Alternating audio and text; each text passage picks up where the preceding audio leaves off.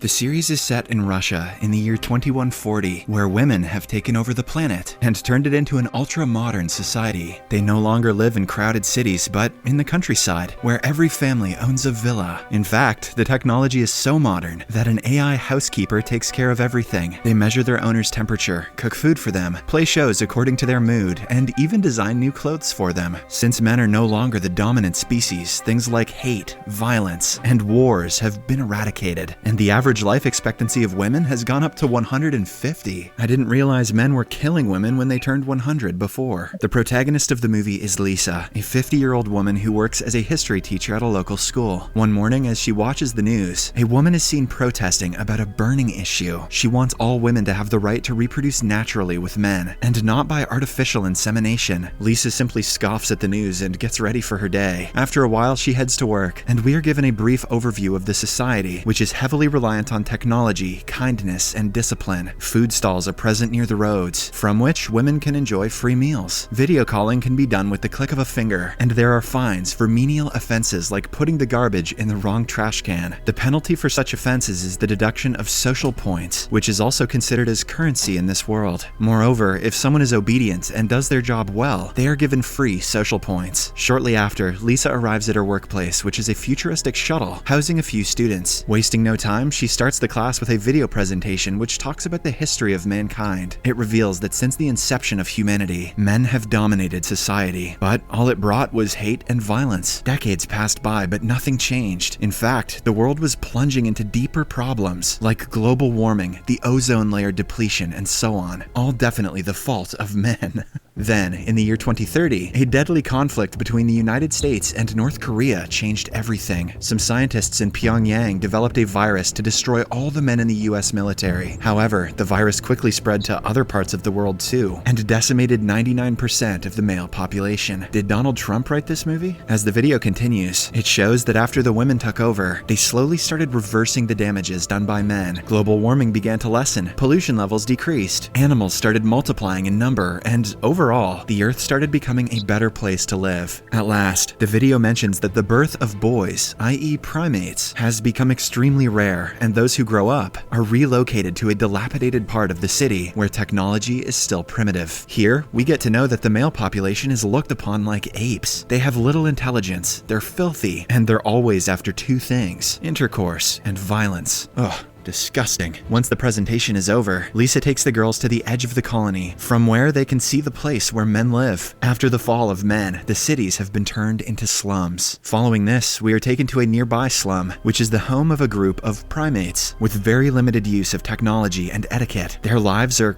very simple. We can even see some females there, probably some rebels who couldn't adapt to the futuristic society. Among the men live a normal-looking guy named Gara, who is a virgin. All he wants is to get laid, but at the same time, he is very helpful and considerate of others. There is also a masculine brute named Baron, who acts as the leader of the slum. He is sick of the matriarchal society and wants to initiate an uprising. In one of his speeches, he mentions the 100-year history of the slums. Several decades ago, after women took over the world, men were treated as animals and even used as livestock. But one day, Baron's brave grandfather escaped their society and came to the city, where he started building the slums from scratch. He even brought some women with him to reproduce. As everyone listens to the speech with great interest, Lisa arrives there with her students. It turns out that she has brought them on a field trip to see the primates, or in other terms, to see a zoo. As expected, the men are enraged to see themselves being looked at like animals. After a while, when Lisa and a student named Maria reach a restricted area, Gara approaches them and tries to hide them. In the heat of the moment, he also suddenly kisses Lisa. Taken aback, she quickly blows a whistle and disorients Gara, but also ends up attracting the attention of some other men, who arrive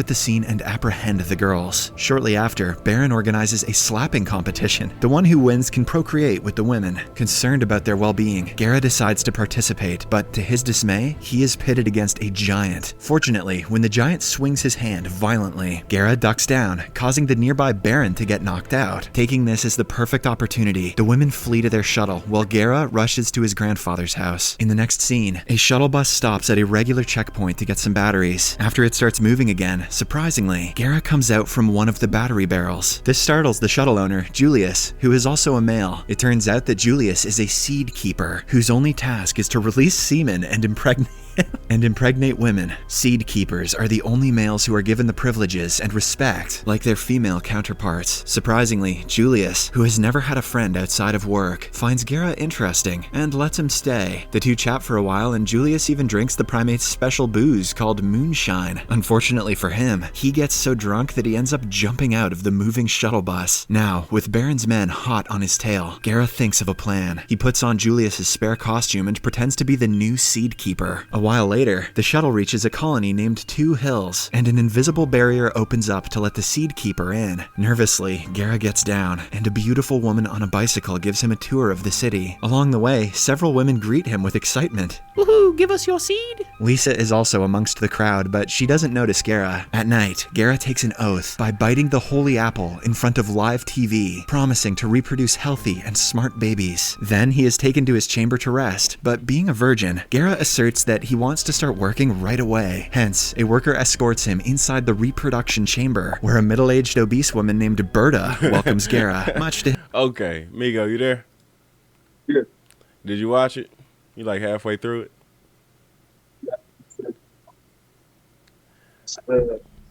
Yeah, like about halfway through.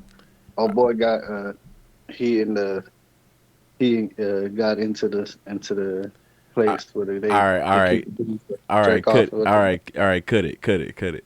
Let's talk about it. Okay. Your video left me. Oh shit. So I love that concept, bro. Females ruling the world. Females ruling the world. This is now. I don't know if there's an undertone of a agenda here trying to say that women can't rule the world. Like I don't know if the ending's gonna be like this is all disaster. Like because for instance in Game of Thrones, I know you don't watch Game of Thrones, but like House of the Dragon, these new shits. If you watch it, you can conclude. Because the whole thing is based around, okay, it's called the Game of Thrones. It's everybody trying to become the king, you know what I'm saying, trying to play politics to become the king, right? Mm-hmm. And typically what the person on the throne would typically be an incest-made child of the Targaryen race, right? Kind of like Queen Elizabeth or whatever, I don't know if they incest, but you know how that shit goes, right? And if you watch the whole thing, you can kind of deduct that when the ruler of a society is chosen by their bloodline, it's fucking stupid. And everything is just kind of chaos. You know what I'm saying?